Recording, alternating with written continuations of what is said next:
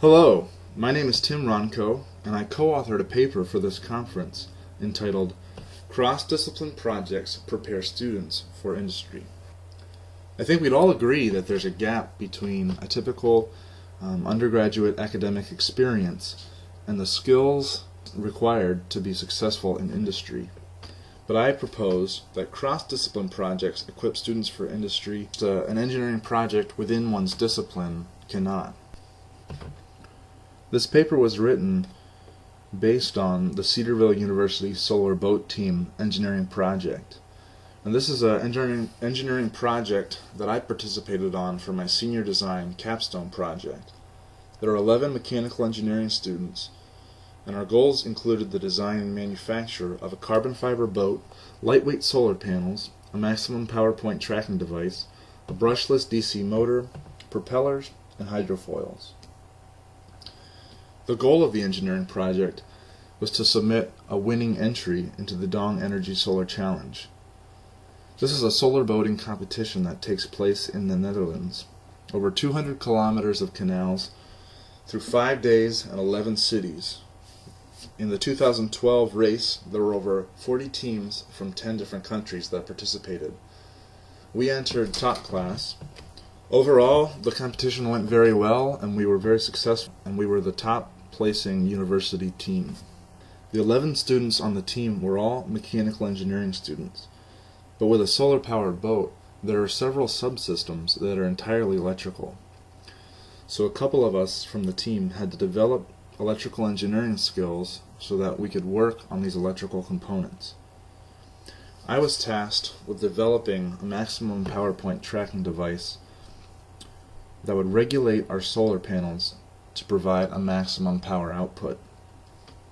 Now this graph, I won't get into too much of the details, but basically the point of the graph is to show that for a solar panel, the relationship between operating voltage and the current drawn from the panel is very nonlinear, and there's a point on the curve that produces a maximum power output.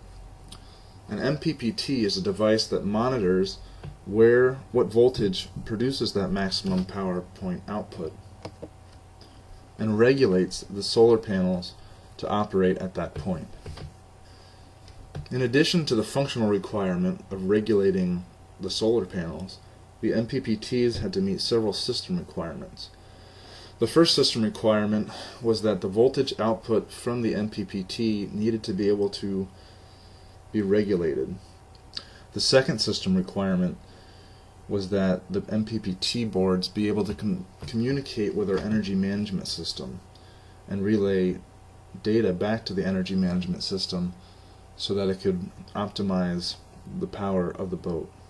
I looked into two main solutions. The first was to develop a custom design that the 2010 solar boat team had received from an engineering company. They had received a design for an MPPT.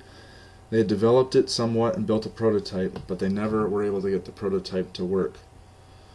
So I could either pick up with that design or try to obtain a commercially available MPPT and integrate it with our system. And discussing with our electrical engineering advisor, I was able to understand the need for the MPPTs and then understand the potential solutions. After doing some research, I determined that there was not an MPPT available for purchase that we could just integrate into our system and meet all of our system requirements.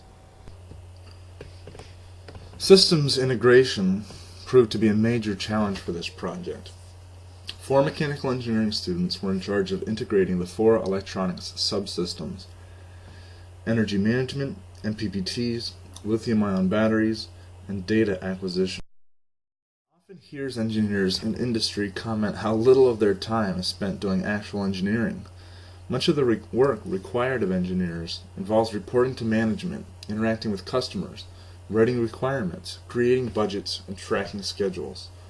The typical engineering curriculum does not cover these topics in much depth, as they're not very applicable outside of the project environment. At the beginning of the solar boat project, however, our team created project schedules and budgets that served as our roadmap for the project. We also had milestones and design reviews along the way to check progress, and weekly team meetings to discuss progress and technical issues within the team. These activities were a vital part of the cross-disciplinary scope of the project, going far beyond normal classroom and learning activities. Resource constraints are one of the most important factors that govern a company's decisions.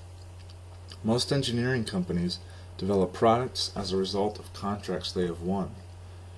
An agreement is made that the supplier will deliver certain milestones to the customer throughout the life of the project, culminating in the delivery of the final product. Companies agree to these contracts and execute projects based on time, money, and people resource constraints. Throughout the life of the project, resources are evaluated and allocated in order to enable the company to make progress and meet deliverables. I learned the weight of resource constraints firsthand through the solar boat project experience. Our team had a limited amount of time and money to complete the project. As the competition came closer, we realized more and more the reality and impact of our deliverable. We came to a point in the project where we had to decide whether or not we had made enough progress toward our deliverable to justify going to competition. We had invested an incredible amount of time, effort, and personal energy in the project, and yet it was not clear if we should even proceed and go to the competition. The risk of technical failures in our largely untested systems was so great that the probability of successfully finishing the race was shrinking as the deadline to ship the hull and later to purchase plane tickets was fast approaching. The gravity of this situation cannot be realized in the classroom. This lesson had to be learned in the field through personal experience. The solar boat project provided the opportunity to learn this lesson before ever entering industry. Development projects are exciting because engineers get the opportunity to create and explore new ideas. In the case of the MPPT, I had worked on the design for 8 months and spent countless hours troubleshooting the device with the project's electrical engineering advisor. But we could not get the power conversion circuit to work.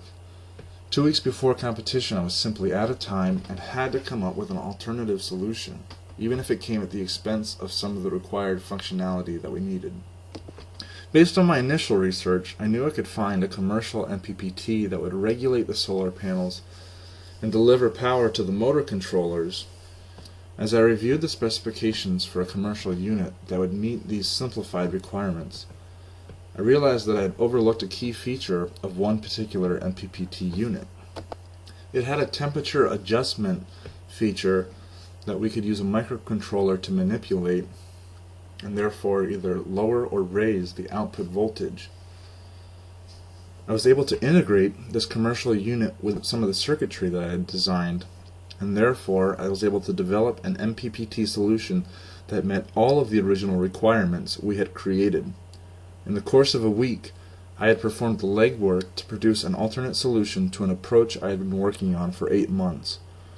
This was only possible because I had learned to think beyond my classroom training and work across disciplines, coping with constraints similar to those found in real-life engineering projects.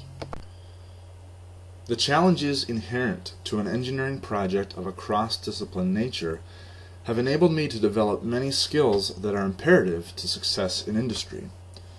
The solar boat project bridged the gap between academia and industry because it created opportunities to encounter issues I had not experienced via the classroom. The cross-discipline aspect of the project forced me to develop the ability to approach a complex problem in which I had minimal background.